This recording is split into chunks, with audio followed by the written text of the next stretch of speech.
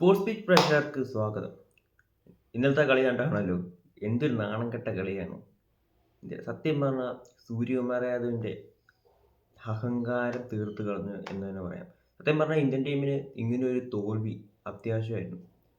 കാര്യം എന്ന് വെച്ചാൽ എല്ലാ കളിയും ജയിച്ചു കഴിഞ്ഞാൽ അതിൻ്റെ അഹങ്കാരം കാരണം മെയിനായിട്ടുള്ള കളിയിൽ ഇപ്പോൾ സെമി ഫൈനൽ ഒരു തോൽവി ഉറപ്പാണ്. അപ്പം അങ്ങനെ ഒരു തോൽവിക്ക് മുമ്പ് ഇങ്ങനെ സൂപ്പറായിട്ടുള്ള ആദ്യത്തെ മത്സരം തന്നെ തോറ്റത് എന്തായാലും ഇന്ത്യൻ ടീമിന് ഗുണകരമായെന്ന് ഞാൻ പറയത്തുള്ളൂ. കാരണം വെച്ചാൽ ഇന്ത്യക്ക് സത്യം പറഞ്ഞാൽ ആദ്യത്തെ കളി സൗത്ത് ആഫ്രിക്കയായിട്ട് തോറ്റെങ്കിലും അടുത്ത കളി പിന്നെ സിംബാബ്വെ, വെസ്റ്റ് ഇൻഡീസ് എന്നീ ടീമുകളുമായിട്ടാണ് അടുത്ത കളി. സത്യം പറഞ്ഞാൽ ഇന്ത്യയുടെ ആദ്യത്തെ യോഗം എന്ന് പറഞ്ഞാൽ ഓസ്ട്രേലിയൻ ടീം പുറത്തായി എന്നതാണ്. ഓസ്ട്രേലിയൻ ടീം അല്ലെങ്കിൽ സിംബാബ്വെക്ക് പകരം ഈ സ്ഥാനത്ത് വരേണ്ടത് ഓസ്ട്രേലിയൻ ടീമായിരുന്നു. ഓസ്ട്രേലിയ അറിയാലോ, ഓസ്ട്രേലിയ സൂപ്പറായിട്ട് ഇങ്ങനെ മെയിനായിട്ട് പോരാട്ടങ്ങളിൽ എന്തൊക്കെ പരമ്പര ഇന്ത്യ ജയിച്ചിട്ടുണ്ടെന്ന് പറഞ്ഞാലും ഈ മെയിനായിട്ടുള്ള കളികളിൽ ഓസ്ട്രേലിയ അത്യാവശ്യം സീൻ തന്നെയാണ്. ഇന്ത്യക്കൊന്ന് പിടിച്ചു നിൽക്കാൻ പോലും ചില സമയങ്ങളിൽ പറ്റത്തില്ല. അത് നമ്മൾ കണ്ടിട്ടുള്ളതാണ് 2023 വേൾഡ് കപ്പ് ഫൈനലൊക്കെ. അപ്പോൾ അതിന് മുമ്പ് അപ്പോൾ അടുത്ത കളി നമുക്ക് പ്രതീക്ഷിക്കാമെന്ന് പറഞ്ഞാൽ സിംബാബ്വെ വെസ്റ്റ് ഇൻഡീസുമാണ്. വെസ്റ്റ് ഇൻഡീസ് നമുക്ക് അത്ര മോശമായിട്ട് പറയാൻ പറ്റില്ല. കാരണം ഐ പി എല്ലിൽ തിളങ്ങുന്ന മിക്ക താരങ്ങളും തന്നെ ഇപ്പം വെസ്റ്റ് ഇൻഡീസിലുണ്ട്. അതായത് റൂദർഫോർഡ്, ഹെഡ്മേയർ, എനിക്ക് തോന്നുന്നു അവരുടെ ക്യാപ്റ്റൻ ഷായ് ഹോപ്പും ബ്രാൻഡൻ കിങ് മാത്രമേ ഐ പി എല്ലിൽ കളിക്കാത്തുള്ളൂ എന്ന് തോന്നുന്നു ബാറ്റ്സ്മാൻമാരിൽ. ബാക്കി ഹെഡ്മേയർ, റൂദർഫോർഡ്, അങ്ങനെ ചില താരങ്ങൾ. പിന്നെ അവരുടെ സ്പിന്നറാണെങ്കിലും അക്കിൽ ഹുസൈൻ അടിപൊളി ബോളറാണ്, നല്ല സ്പിന്നാണ്. അപ്പം അങ്ങനെ പലരും തന്നെ വെസ്റ്റ് ഇൻഡീസ് ടീം ഒരു കിടു ടീം തന്നെയാണ് ഈ തവണ ലോകകപ്പ് ടീമിന് ഇറങ്ങിയേക്കുന്നത്. അപ്പോൾ അടുത്ത രണ്ട് കളി എന്ന് പറഞ്ഞാലും ഇന്ത്യൻ ടീമിന് അതീവ നിർണായക കളിയാണ്. അതായത് സിംബാബ്വെയായിട്ടും വെസ്റ്റ് ഇൻഡീസുമായിട്ടും.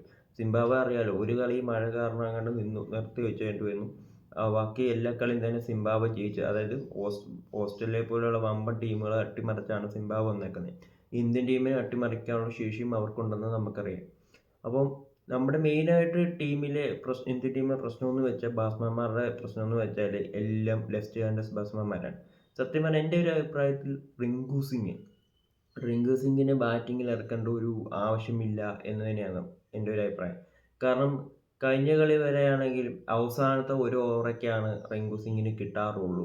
അപ്പം എന്തായാലും അക്സർ പട്ടേൽ ഇപ്പം രണ്ട് കളി ഇറങ്ങിയില്ലെങ്കിൽ പോലും അക്സർ പട്ടേൽ, വാഷിംഗ്ടൺ സുന്ദർ, അത്രയും പേര് തന്നെ അക്സർ പട്ടേലും വാഷിംഗ്ടൺ സുന്ദർ എന്നൊക്കെ പറഞ്ഞാൽ ഓൾറൗണ്ടർമാരായതുകൊണ്ട് അവർക്ക് എന്തായാലും ഇറക്കേണ്ടി വരും.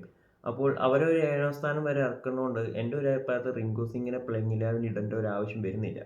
കാര്യം പണ്ടത്തെ ഒരു പ്ലേയിങ് 11 എന്ന് വെച്ചാൽ ഇഷാൻ കിഷാനെ നമുക്ക് മാറ്റി നിർത്താൻ പറ്റത്തില്ല. കാരണം എന്ന് വെച്ചാൽ അയാളിപ്പം കഴിഞ്ഞ കളി മോശം ഡക്ക് പോയെങ്കിൽ പോലും അത്യാവശ്യം നല്ല രീതിക്ക് ബാറ്റ് ചെയ്യുന്ന ഒരാളാണ് ഇഷാൻ കിഷൻ. ഇപ്പം ലോകകപ്പിൽ ഇന്ത്യക്ക് ഏറ്റവും കൂടുതൽ ടോപ്പ് സ്കോററാണ് ഇഷാൻ കിഷാനാണ്. അപ്പോൾ എൻ്റെ ഒരു അഭിപ്രായത്തിൽ ഇപ്പം സഞ്ജു സാംസൺ ആണെങ്കിൽ പോലും നവീൻക്കെതിരെ 8 ബോൾ 22 റൺ എടുത്തു. അപ്പം ഈ 4 കളി കളിച്ച ഓപ്പണേഴ്സിൽ അഭിഷേക് ശർമ്മയെക്കാളും സത്യം പറഞ്ഞാൽ തിലവർമ്മയെക്കാളും ഏറ്റവും നല്ലതായിട്ട് ബാറ്റ് ചെയ്ത് സ്ട്രൈക്ക് റേറ്റ് എല്ലാം ഉള്ളത് സഞ്ജു സാംസണാണ്. അപ്പോൾ എൻ്റെ ഒരു അഭിപ്രായത്തിൽ സഞ്ജു അഭിഷേക് ശർമ്മേനും ഓപ്പണിംഗ് ഇറങ്ങിയിട്ട്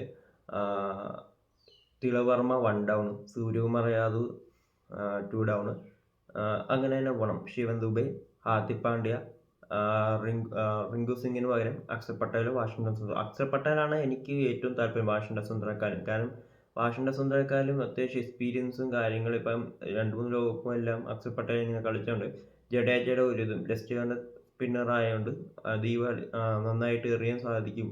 അത്യാവശ്യ സമയത്ത് വിക്കറ്റ് എടുക്കാൻ പറ്റും എന്നാണ് എൻ്റെ തോന്നൽ. കാര്യം വാഷിംഗ്ടൺ സുന്ദറിൻ്റെ ഇന്നത്തെ കളിക്ക് വെച്ച് നോക്കിയിട്ട് ഒരു അത്യാവശ്യ സമയത്ത് ഒരു വിക്കറ്റ് എടുക്കാൻ അദ്ദേഹത്തിന് സാധിച്ചിട്ടില്ല. അപ്പം അക്സർ പട്ടേലിൻ്റെ ഒരു എക്സ്പീരിയൻസും കാര്യങ്ങളൊക്കെ വെച്ച് നോക്കുമ്പോൾ അക്സർ പട്ടേലിനെ ആ ഒരു രീതിക്ക് അക്സർ പട്ടേലിനെ ഇറങ്ങണം എന്നാണ് എൻ്റെ അഭിപ്രായം. ഈ അക്സർ പട്ടേലിനൊക്കെ എന്തുകൊണ്ട് ഇവർ പുറത്താക്കി എന്ന് എനിക്ക് മനസ്സിലാകുന്നില്ല. നെതർലാൻഡുമായിട്ടുള്ള മത്സരത്തിൽ പിന്നെ എന്തായാലും സൂപ്പറായിട്ട് കയറി. അപ്പം ഒരാളി റെസ്റ്റ് കൊടുക്കാം എന്ന രീതിക്ക് അക്സർ പട്ടേലിനെ പുറത്തിരിക്കും നമുക്ക്. പക്ഷേ ഇന്നലെ പോലത്തെ അത്യാവശ്യം അതായത് സൗത്ത് ആഫ്രിക്കയ്ക്കെതിരായി ഒരു മെയിനായിട്ടുള്ളൊരു കളിയിൽ ഈ അക്സർ പട്ടേലിനൊക്കെ പുറത്താക്കിയതിൻ്റെ കാര്യം എന്താണെന്ന് എനിക്ക് ഇതുവരെ മനസ്സിലാവുന്നില്ല എന്തുകൊണ്ടാണെന്ന്. അതുപോലെ തന്നെ അപ്പോൾ റിങ്കു സിങ്ങിനെ പുറത്താക്കുക എന്ന് തന്നെയാണ് എൻ്റെ അഭിപ്രായം. ബോളിങ്ങിലാണെങ്കിൽ പോലും ബോളിങ്ങിൽ നമ്മുടെ ബുംറ, അർഷദീപ് നല്ല രീതിക്ക് കയറിയുന്നുണ്ട്. ഇപ്പം ഇന്നലെ തന്നെ ആണെങ്കിൽ നല്ലൊരു തുടക്കം വന്നു. പക്ഷെ ആ തുടക്കം മുമ്പോട്ട് മുതലാക്കാൻ ഇന്ത്യൻ ടീമിന് സാധിച്ചില്ല എന്ന് നമുക്കറിയാം. കാരണം മെയിനായിട്ട് റിക്കൾട്ടൺ, ഡീകോക്ക്, അവർ ക്യാപ്റ്റൻ മാർക്കറും ഇവർ 3 പേരുടെ വിക്കറ്റ് ആദ്യത്തെ ഒരു 5-6 ഓവറിൽ തന്നെ എടുത്തിട്ട് പോലും മുമ്പോട്ട് ഡേവിഡ് മില്ലറിൻ്റെ നമുക്കറിയാം ഇന്ത്യക്കെതിരെ അദ്ദേഹം നന്നായിട്ട് കളിക്കുന്നതാണ്. കാരണം അദ്ദേഹം IPL കളിച്ച് ഇന്ത്യൻ ടീമിലെ ഇന്ത്യൻ ഗ്രൗണ്ടൊക്കെ അദ്ദേഹത്തിന് നല്ല പരിചയമുള്ള ആളാണ് ഡേവിഡ് മില്ലർ. കാരണം IPL പോലത്തെ ലീഗുകളിൽ അദ്ദേഹം കളിച്ച് നല്ലൊരു എക്സ്പീരിയൻസ് ഉണ്ട്. ഇപ്പം നമുക്ക് 2024 ഫൈനലിൽ തന്നെ ആണെങ്കിൽ പോലും ഡേവിഡ് മില്ലറാണ് ഇന്ത്യക്കെതിരെ നന്നായിട്ട് കളിച്ചത്. അതേ സെയിം കളി തന്നെയാണ് ഇന്നലെ നമ്മൾ ഡേവിഡ് മില്ലറിൻ്റെ ഭാഗത്തുനിന്ന് കണ്ടത്. അപ്പോൾ അദ്ദേഹത്തെ പോലെയുള്ള ആൾക്കാരെയൊക്കെ നന്നായിട്ട് പഠിച്ച് വിക്കറ്റ് എടുക്കേണ്ടതാണ് ഇന്ത്യൻ ബോളർമാർ. അപ്പോൾ അതിനൊക്കെ ഏറ്റവും കൂടുതൽ സാധിക്കുന്ന അക്ഷർ പട്ടേലിന് ഒക്കെയാണ്. ഹാർദിക് പാണ്ഡ്യയ്ക്കാണെങ്കിൽ പോലും ഇന്നലെ അത്യാവശ്യം നല്ലൊരു അടി കിട്ടി. ഹാർദിക് പാണ്ഡ്യ കുൽദീപ് യാദവിനെ ഇറക്കേണ്ടതായിരുന്നു സത്യം പറഞ്ഞാൽ. ഈ വാഷിംഗ്ടൺ സുന്ദറിനൊക്കെ വരും. കാരണം കുൽദീപ് യാദവ്, അക്ഷർ പട്ടേൽ ഇവരുടെ എക്സ്പീരിയൻസ് ഒക്കെയാണ് നമുക്ക് മെയിനായിട്ട് മുൻഗണന കിട്ടേണ്ടത്. വാഷിംഗ്ടൺ സുന്ദറാണെങ്കിൽ പോലും ഇന്നലെ ബാറ്റിംഗ് പ്രൊമോഷൻ കിട്ടി നേരത്തെ ഇറങ്ങിയിട്ട് പോലും നല്ലൊരു ബാറ്റിംഗ് കാഴ്ചവെക്കാൻ അദ്ദേഹത്തിന് സാധിച്ചിട്ടില്ല. അപ്പം എന്തായാലും മുമ്പോട്ടാണെങ്കിൽ പോലും ഇനി ഈ ടീം ചേഞ്ച് ചെയ്യണം എന്ന് തന്നെയാണ് എൻ്റെ ആഗ്രഹം. കാരണം കഴിഞ്ഞ ദിവസം സൂര്യയുടെ പത്രസമ്മേളനത്തിൽ പോലും അദ്ദേഹത്തിൻ്റെ ഭയങ്കര ഒരു അഹങ്കാരമായിട്ടാണ് എനിക്ക് കാണാൻ സാധിച്ചത്. അവർക്ക് നന്നായിട്ട് കളിക്കുന്ന അവരെ എങ്ങനെ മാറ്റാനാണ് എന്നൊക്കെ പറഞ്ഞ്. പക്ഷേ അഹങ്കാരം അതിപ്പം എത്ര ഫ്രണ്ട്സ് ആണെങ്കിലും എന്താണെങ്കിലും ബാറ്റിംഗ് മോശമാണെങ്കിൽ മാറ്റി നോക്കിയെങ്കിൽ മാത്രമേ ടീമിന് ഗുണമാവത്തുള്ളൂ. അല്ലെങ്കിൽ പരാജയപ്പെട്ട് ഇരിക്കുന്നവർ തന്നെ പിന്നെയും ഇറക്കിയാൽ അത് ടീമിന് ഗുണമാവത്തില്ല. അതിപ്പം വേൾഡ് 1ാം റാങ്ക് ബാറ്റ്സ്മാൻ ആണെങ്കിലും 2ാം റാങ്ക് ആണെങ്കിലും ഒന്നും പറഞ്ഞിട്ട് കാര്യമില്ല. അപ്പോഴത്തെ ഫോം അനുസരിച്ചാണ് അവരെ ബാറ്റിംഗ് ഇറക്കേണ്ടത്. ഇപ്പോൾ സഞ്ജു ന്യൂസിലാൻഡിൽ നിന്ന് മോശമായി മാറ്റി, ഓക്കെ. പക്ഷേ വേൾഡ് കപ്പ് തുടങ്ങിക്കഴിഞ്ഞപ്പം അഭിഷേക് ശർമ്മ, തിളവർമ്മ എല്ലാ കളിയിലും കഴിഞ്ഞ കളി വെച്ച് ബാക്കി എല്ലാ കളിയും 25 റൺ എടുത്തെങ്കിൽ പോലും 27 ബോളിൽ 31, 21 ബോളിൽ 25 അതൊരു 20-20 ബാറ്റിംഗ് ആണെന്ന് എനിക്ക് തോന്നുന്നില്ല. അതുപോലെ തന്നെ ക്യാപ്റ്റൻ സൂര്യകുമാർ യാദവ് എനിക്ക് തോന്നുന്നു ഫസ്റ്റ് കളി USA മാത്രം ഒരു 83 റൺ എടുത്തു. ബാക്കി എല്ലാ കളിയും അദ്ദേഹവും മോശമായിരുന്നു എന്ന് തന്നെ പറയാം. അപ്പോൾ അവരെയൊക്കെ വെച്ച് നോക്കുമ്പോൾ സഞ്ജുവിന് മാത്രം പ്രത്യേകത ഉണ്ട് എന്ന് എനിക്ക് തോന്നുന്നില്ല. സഞ്ജു മോശം കളിയാണെങ്കിൽ സഞ്ജുവിനെ മാറ്റണം. അതുപോലെ അഭിഷേക് ശർമ്മയാണെങ്കിലും തിളവർമ്മയാണെങ്കിലും മാറ്റണം. അല്ലാതെ തിളവർമ്മയും അഭിഷേക് ശർമ്മയൊക്കെ ഇപ്പം കഴിഞ്ഞ ദിവസമൊക്കെ ട്രോള് കണ്ടു. ശർമ്മയും വർമ്മയൊക്കെ ആണെങ്കിൽ ഇന്ത്യൻ ടീമിൽ കളിച്ചില്ലെങ്കിൽ സ്ഥാനമുണ്ട്, സഞ്ജു സാംസന് മാത്രമേ പുറത്തിരിക്കാൻ പറ്റത്തുള്ളൂ എന്നൊക്കെ. പക്ഷേ അതിലൊന്നും കാര്യമില്ല. ഞാൻ പറയുന്നത് സഞ്ജു ആണെങ്കിൽ സഞ്ജു മോശമായിട്ട് കളിച്ച സഞ്ജു പുറത്ത്, അഭിഷേക് ശർമ്മ ആണെങ്കിലും തിളവർമ്മയാണെങ്കിലും ആരാണെങ്കിലും മോശമായിട്ട് കളിച്ചാൽ പുറത്ത് തന്നെ ഇരിക്കണം എന്ന് തന്നെയാണ് എൻ്റെ അഭിപ്രായം. അപ്പോൾ എൻ്റെ റിങ്കു ഇപ്പം അവരൊക്കെ നന്നായിട്ട് മുമ്പോട്ട് കളിക്കുന്നു. പക്ഷേ എൻ്റെ ഒരു അഭിപ്രായത്തിൽ അവരെ പുറത്തിരിക്കുന്നേക്കാൾ ഏറ്റവും നല്ലത് റിങ്കു സിങ്ങിനെ പുറത്തിരുത്തണം എന്നാണ്. കാരണം റിങ്കു സിംഗ് ഇപ്പം ഹാർദിക് പാണ്ഡ്യയും ശിവം ദുബെ ഫിനിഷറായിട്ടുള്ളപ്പം മൂന്നാമതൊരു ഫിനിഷറായിട്ട് റിങ്കു സിങ്ങിനെ വെക്കേണ്ട ഒരു ആവശ്യമില്ല. അപ്പോൾ ആ ഒരു സ്ഥാനത്ത് ഒന്നെങ്കിൽ 2 ഓൾറൗണ്ടർമാർ, അക്ഷർ പട്ടേൽ, വാഷിംഗ്ടൺ സുന്ദറിനെ ഒന്നിച്ച് വേണമെങ്കിൽ നമുക്കിറങ്ങാം. അതാകുമ്പോൾ ബോളിങ്ങിന് ഇത് തന്നെയാണ്. അല്ലെങ്കിൽ ഞാൻ പറയുന്നത് സഞ്ജുവിനെ ഓപ്പണിംഗ് ഇറക്കുക, ഇഷാൻ കിഷാനെ 1 ഡൗൺ ആയിട്ട് ഇറക്കുക. അപ്പം ഒരു ഓർഡറിൽ പോവുകയാണെങ്കിൽ ഇന്ത്യൻ ടീമിന് കുറച്ചും കൂടെ ഗുണം കിട്ടും എന്നാണ് പറയുന്നത് എൻ്റെ ഒരു അഭിപ്രായം. കാരണം തിളവർമ്മ 1 ഡൗൺ തന്നെ ഇറങ്ങണമെന്ന് നിർബന്ധമൊന്നുമില്ല. തിളവർമ്മ അല്ലെങ്കിൽ ഇഷാൻ കിഷാനെ ഒരു 2 ഡൗൺ ആയിട്ടാണെങ്കിലും ഇറക്കാം. കാരണം അദ്ദേഹം മുംബൈ ഇന്ത്യൻസിനായിട്ടൊക്കെ 2 ഡൗൺ ആയിട്ട് ഇറങ്ങിയൊക്കെ അത്യാവശ്യം നല്ല പരിചയമുള്ള ബാറ്റ്സ്മാനാണ് ഇഷാൻ കിഷാൻ. അദ്ദേഹത്തിന് എവിടെ കൊടുത്താലും നല്ല കാരണം തുടക്കത്തിൽ തന്നെ ഇഷാൻ കിഷാൻ, അഭിഷേക് ശർമ്മ ലെഫ്റ്റ് ഹാൻഡേഴ്സ്, അതായത് പിന്നെ തിളവർമ്മ 3 ലെഫ്റ്റ് ഹാൻഡേഴ്സ് ആകുമ്പോൾ ഓപ്പോസിറ്റ് ടീമിനെ ഇവർ ഔട്ടാക്കാൻ വളരെ എളുപ്പമാണ്.